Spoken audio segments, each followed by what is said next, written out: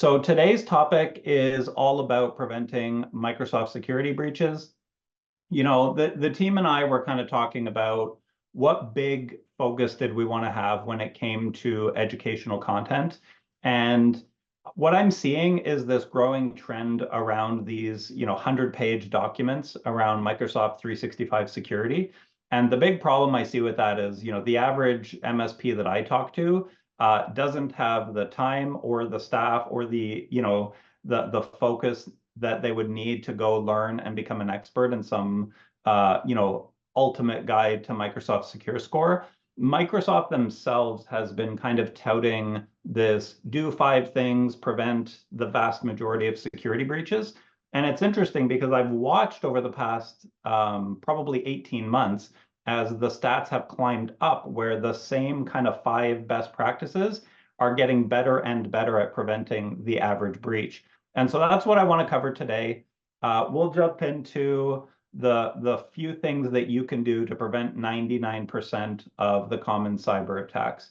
We will go into the last 1%. So Microsoft, in their kind of best practices, they talk about monitoring, right? So there is no such thing as a silver bullet security plan that's going to stop everything. And the bad guys are always coming out with brand new tricks and tactics. So we're always going to need some sort of monitoring. But I think the key in all of this, and I'm definitely hearing this from cybersecurity experts, is it's getting easier and easier to buy stolen lists of passwords, to do any sort of cyber attack. And what people are doing is they're just going after everybody. And if they hit a few significant walls trying to breach into your customer environment, they essentially just give up. They have another 100,000 emails in a list that they're going after. And so what they do is they just kind of stop those attacks. It's too expensive and too time consuming. There's a lot of people out there that are running slower. And so it's that whole, I don't have to outrun the bear, I just have to outrun my friends. And so SMBs don't have to be perfect. If they use a few basic best practices with the help of their MSP, then they're going to be okay. So I think that's what we want to focus on today. At 1,000-foot level, I'm going to go through each of these. The goal with this webinar and the goal with the ebook that has the exact same title that we just published is to keep this simple. And I'm really thinking of this as the guide for the rest of us. So there are MSPs out there who are very large. They have, CISOs, they have security analysts, they have experts. There are larger enterprises out there with teams that just, probably know more than I do when it comes to security. But we don't need to go in that depth. So let's just keep it simple. Let's keep it 1,000-foot level. And it's a lot of the things that I think we all already know. But when you put them all together, I think at the end of the day, it's like, this isn't that hard. If we can just do a very small handful of things, and I'll tell you some of my favorite ones at the end, we can start really small and immediately see massive returns when it comes to preventing security risks. So let's jump into these. I'll cover MFA first. And we've been talking about MFA for a long time. I have more in-depth webinars that go very deep into this topic. I just want to give the 1,000-foot level and kind of share some of the latest stats that we're seeing. So Cornell University did a study just last year, and they found that this big study of, I think it was a couple 100,000 Microsoft 365 accounts, and they found that MFA alone, regardless of the type of MFA, was 99.2% successful in thwarting the attack against the account. And so to me, and we're going to get into the different types of MFA in 2 seconds, any MFA is good MFA. Then we'll kind of get into a philosophical debate of kind of good, better, best. But having any sort of MFA on the account essentially will protect your customer. And it's funny, I could almost stop the webinar here and say, we've already achieved our how to prevent 99% of attacks, just have MFA.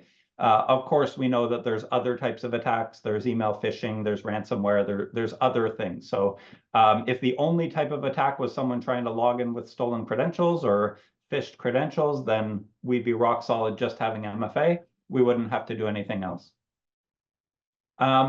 It's interesting to me, we've been monitoring this for the past 4 years, and Microsoft, when they first came out with various MFA models, every time the entire market pushed back, the enterprise, the MSPs, everybody was pushing back that it's like, it's not flexible enough. Why are you paywalling this functionality?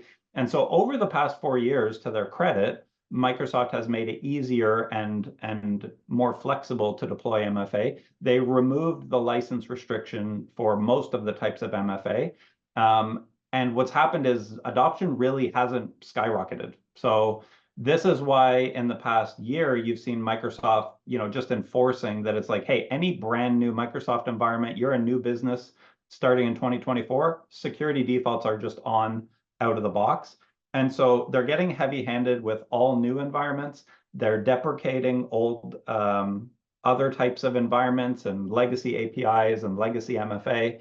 And right now they have a plan to deprecate the Entra ID per user MFA that you manually go toggle one account at a time. That's planned to be deprecated in 2025. So I think you still have time to migrate your clients. But to me, the key is just we got to get our users adopting MFA. And I was reading a Reddit forum, just MSPs kind of debating what's the problem here, and why don't end customers want to adopt this? And I came across this guy talking about the fact that employees are silly enough that they're like, oh, you want me to use my phone to authenticate to get into the Microsoft environment? Now is the company going to pay for my phone? And it's like, so as much as we like to be security purists and we like to say, oh, no, we should be using this model or we should do this, anything that interrupts a user or a regular person's day-to-day life is hard. It is hard to get people to change any pattern of behavior. And MFA is getting them to open up their phone or some other thing to use a 2FA code. And you would think more and more people would get used to it because now Google and every personal service on the planet is using it. But I think we're still not at that point where 80% of employees are familiar with it. It's easy for them to do, and it doesn't cause the MSP a headache. So I kind of get it why adoption is slow. My advice here is just, push it as hard as you can and try to get everybody covered. It is the single thing that you should be fighting for the hardest. And you can kind of say, look, I'm not even going to go super deep on all these other best practices. Let's just start with MFA. And like if there's one battle to pick with your customer, this is the one. So let's talk about some of the options. And so how can you enforce it? How can people register? And I'll talk about the different methods, and we'll talk about different authentications and what's better and kind of best. That said, any MFA is good MFA. Just having something is a good place to start. Of course, you don't want to have to do a big project to roll out MFA as an Azure per user legacy, and then people register on their phone, and then to have to do all the work again later. But that said, it's not all that hard to configure. And so to do a migration project later is not going to be days of work. It's when you adopt conditional access or some other policy, it's going to be easier to migrate.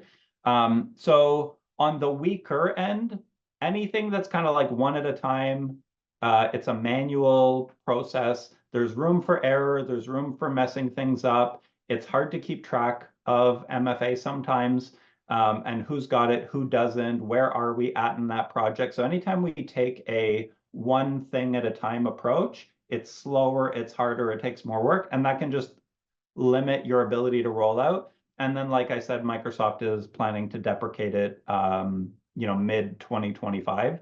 So you still got a year left-ish with it.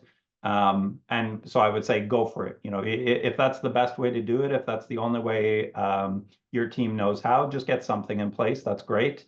Then we kind of move on to security defaults. This is the carte blanche, kind of enforces MFA across everything. It's better because now it's everywhere. The problem is I've talked to a lot of MSPs, and they say that, okay, great, I put on security defaults or something else, and now all of the printers in the office don't work, or this other problem happened. And so that's the tricky part with security defaults, is just you don't know what it's going to break. And we still have dentist offices and healthcare providers and small businesses who use weird custom software that's integrated to the Microsoft environment doesn't support MFA. So we are going to break all of those apps, those printers, those systems if we go this route. So makes sense for cleaner, smaller environments, or if you have the time to be prepared to like turn it on, see what happens, revert it, and kind of then go find workarounds for those other systems. So security defaults is great from a security perspective, not so great from a flexibility. And then we have conditional access.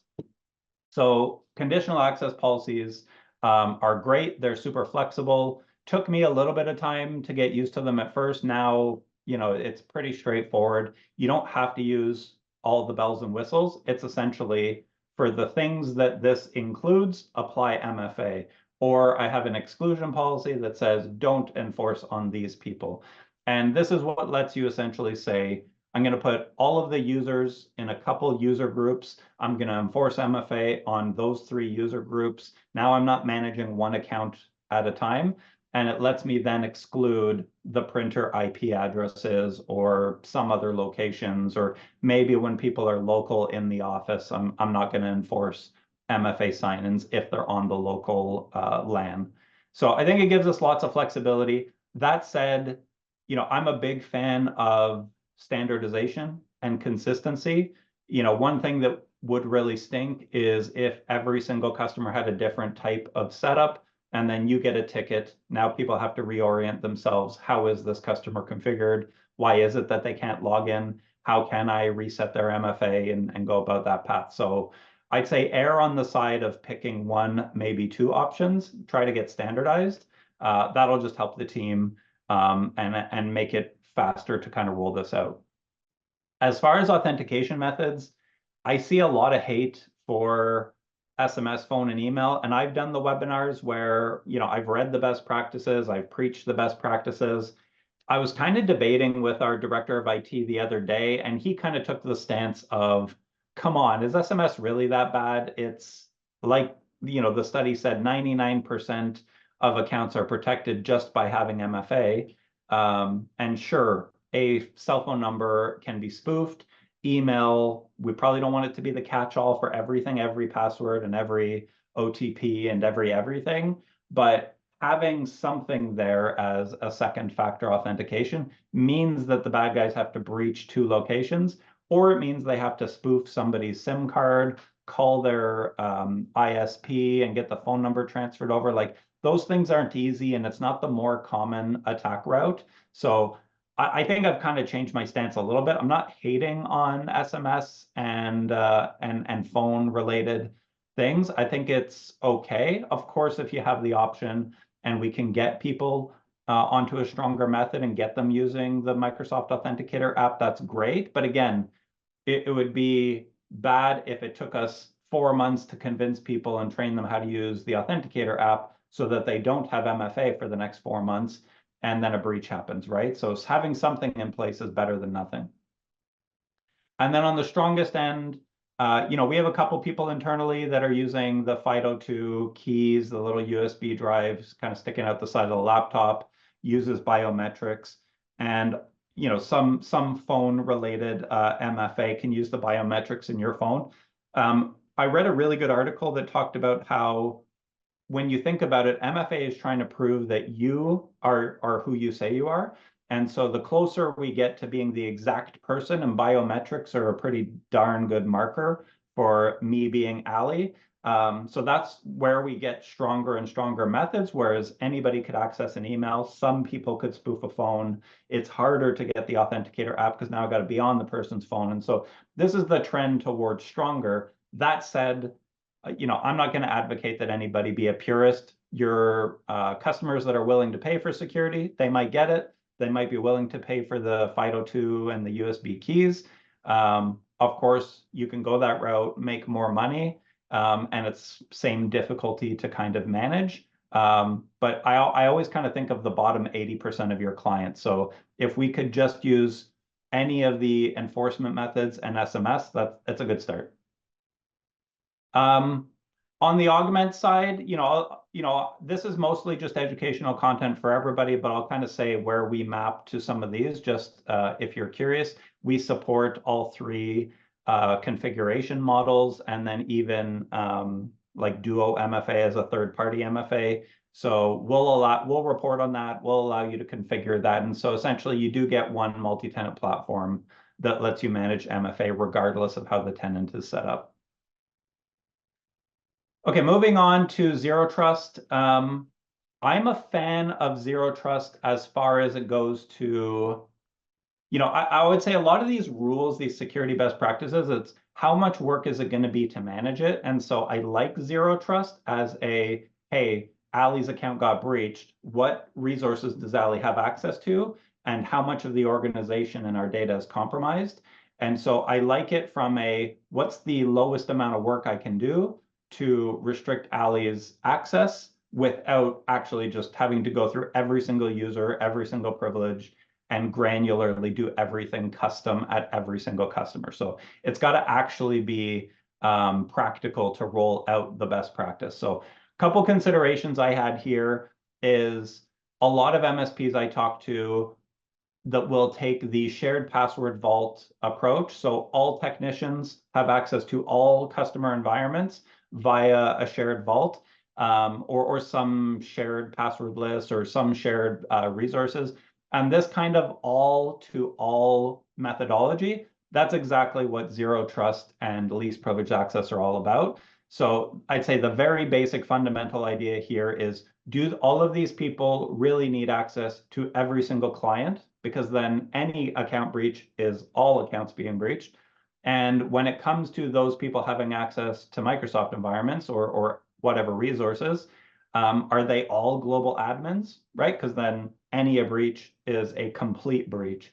And so this is where some level of granularity could be valuable, where I see lots of MSPs splitting their teams into pods. So pod A has access to the half of the clients, pod B is the other half of the clients, makes them more efficient, and it also limits the attack surface for a breach. So something to consider there. The second thing that I would say is around permissions. And so does everybody really need to be a global admin, read and write and everything? And so permissions do come into play. It's a bit of a hot topic because there's no way that you're going to go through every single technician account times every single end user environment and specify specific permissions. It's just too time consuming. And then we all know Microsoft will change the permission structure tomorrow, and then you'll have to do it all over again. And that would be weeks and weeks of configuration.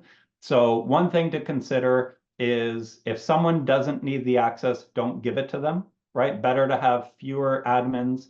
And then if Susan needs a report for XYZ client meeting, she can ask somebody internally rather than having direct access herself. So I think just take that into consideration.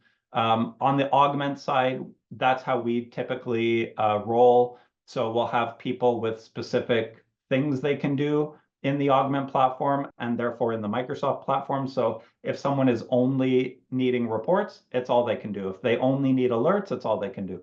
And so that's how we're trying to restrict access. So you can have, a portal where people can go to, but they have a kind of limited reach into the client environments.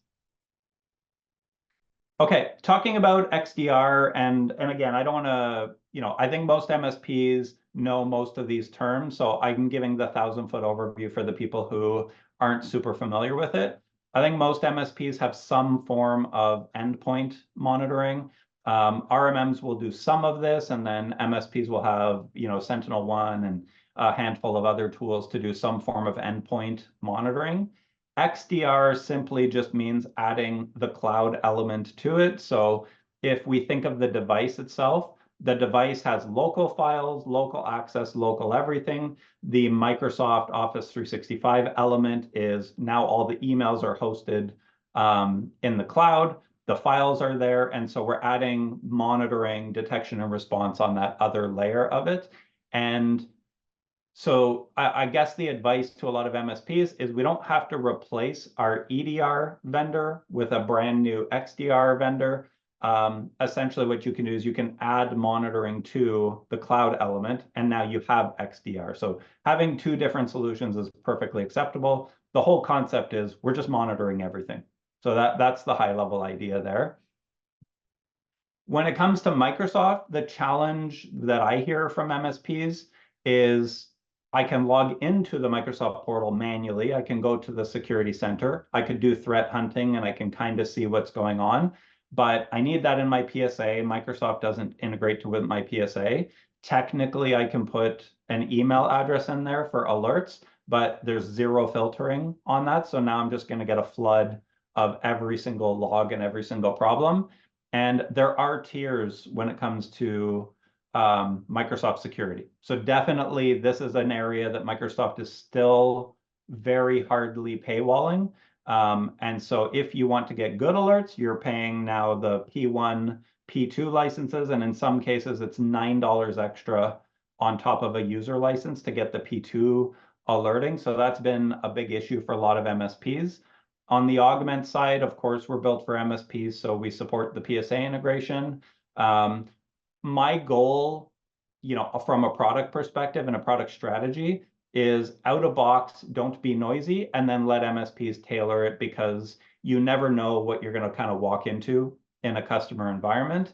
And so I might have 9 out of 10 customers that out of box settings are good. And then for one of them, there's this one employee who's just traveling all over the place. And I just want, I want to whitelist them or knock out the alerts on that, or it's not a problem. So some level of customization there is what helps just keep the noise down, because really all we care about is I just want to know when breaches happen. And then we're removing that barrier when it comes to Microsoft, where in Microsoft, they want you on their business premium or their E5 packages. They want you to buy the P2 and the Office Defender licenses. And if your customer is willing to pay, yes, please, go for it. Great alerts, great monitoring. But again, the bottom 80% of MSP's clients are still on business basic and standard and definitely not willing to pay for the P2 licenses. And so that's where we will do the critical alert monitoring, even if they have a basic license. So we'll look at sign-ins, we'll notify for out-of-country sign-in risk and things like that. Okay, this one's funny. So patching and kind of staying up to date. I've been doing webinars in the MSP space since about 2012, and 10 years ago, I was doing webinars on patching. So I never would have thought 10 years ago that in 2024, I'd still be talking about this. But I would say most MSPs have some form of RMM. The current best practices are generally revolved around as automated as possible, because automation is speed. And it's not just speed for, 0-day breach happened on this software. Now I got to go from that to the device as fast as possible. Anytime there's kind of a manual or a scheduled or a rollout and that kind of thing, it can just take time to hit all of our clients' devices. And so as much automation as possible, so we hit everything as fast as possible. That's really important. Of course, do the more important patches faster, right? The ones that are the big breaches where it's like something just got exposed that people can exploit this to now Trojan horse ransomware in or do whatever they want into a client environment. So do the important ones first, then you can kind of do regularly scheduled program for the smaller patches. And then this is up to the MSP, but when it comes to patching, do you have sandbox environments for your client environment? Are you worried that patches might break critical systems? So you can do the testing before you roll out just to make sure it doesn't disrupt the business. And then backups just before you apply the patching so that you can quickly revert. So it's kind of, I see some MSPs do both. Some people prefer the backup route because it's like, look, I'm just going to back it up, and if somebody complains, I'll revert.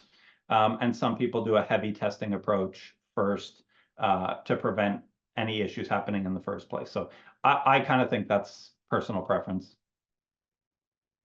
Okay, the last one in the list is all about data privacy, privileges, that sort of thing.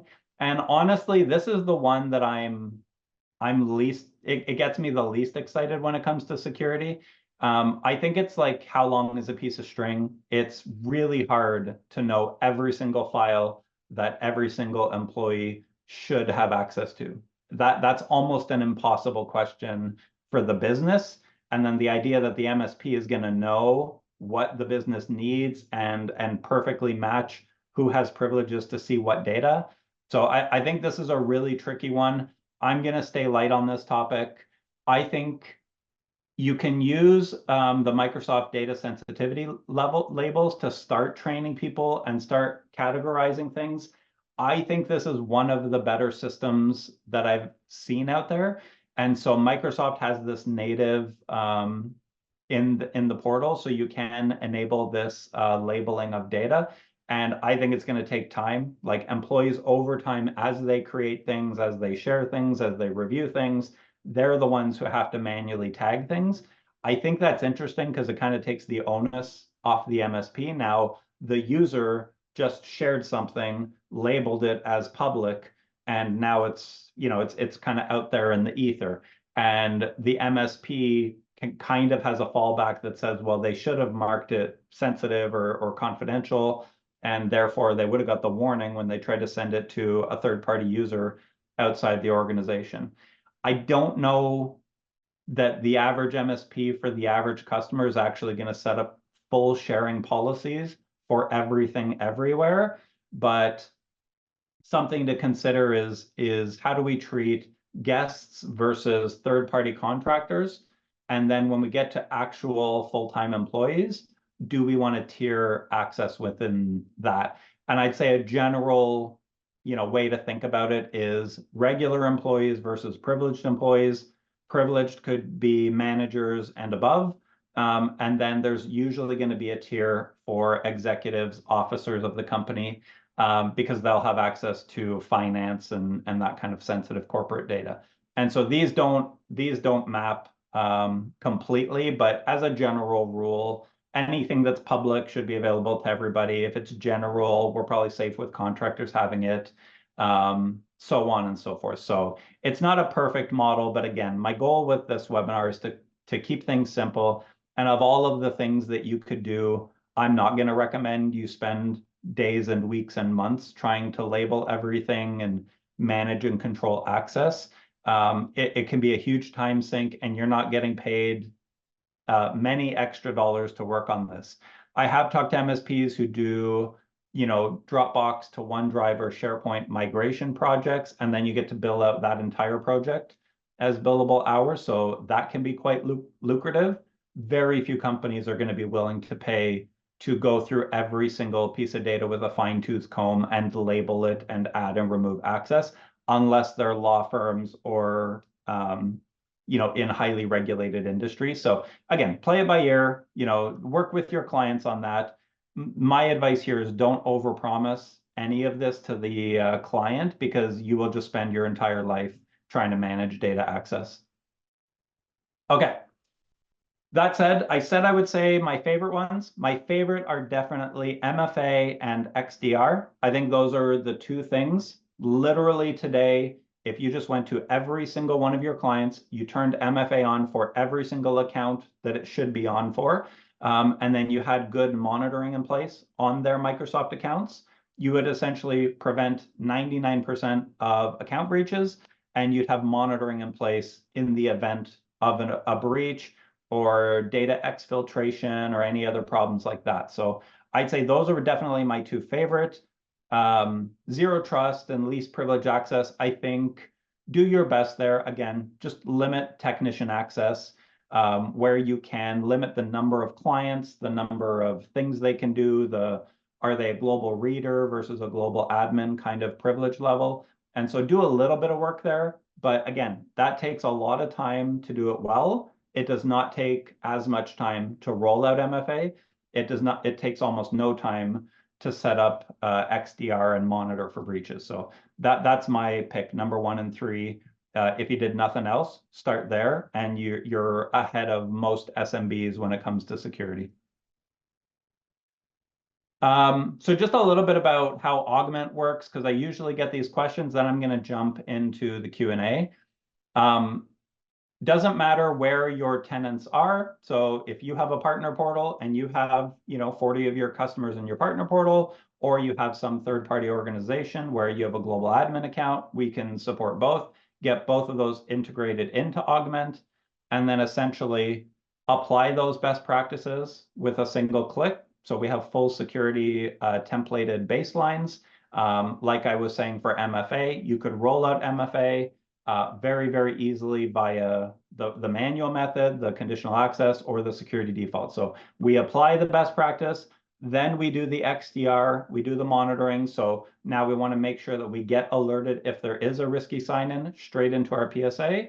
And then from a reporting perspective, this just gives us visibility into everything that's going on and shows value to your clients. So I think that's the 1,000-foot approach and how I would map things over to those 5 best practices. Again, you can go deeper. Some of our security best practices have to do with SharePoint and OneDrive guests and data sharing and email forwarding rules and things like that. Again, we recommend you go deeper and you leverage more and more of the best practices, but don't beat yourself up. Don't over-engineer this. Literally start with MFA and staircase approach. Keep making customer security better. But I'd rather you went to 100% of your customers and rolled out MFA and monitoring everywhere, then went back to everybody and went back through and made all security a little bit better than starting at one tenant and spending a month making them perfect while the other 90% of customers could get breached any day. So that's kind of the general philosophy and best practices there. If you're not an Augmentt partner today and you want to try it out, there's a QR code. I'll bring this back after as well if you need it. But essentially, or go to augmentt.com, just get a demo of the product, sign up for a trial. But it's everything I just said. It's basically hardening the environment, monitoring it, and getting automated PSA tickets for all types of breaches, regardless of the Microsoft license. And then getting those automated reports, whether that's to you, to a technical account manager, or shipping the report directly to the end customer. I would say there's been a shift in the SMB security market and the MSP market that I've noticed, where the businesses, they don't seem to care as much about the endpoint security anymore. Once upon a time they did. It was all about ransomware and breaches and backup and servers. And the shift has just happened where it's like all my data is in Microsoft, and there's some interesting stats that show that literally 75% of corporate data is in Outlook, it's in OneDrive, SharePoint, Teams. Like Microsoft is doing a really good job of building an ecosystem where almost the entire business runs on Microsoft. And certainly most of the corporate data lives there. So if there's one thing we're going to protect, it's going to be Microsoft. And hopefully Augmentt can help you do that well for your clients. Thank you so much, everybody. Appreciate it. Have a great day, and we'll see you next week. Bye.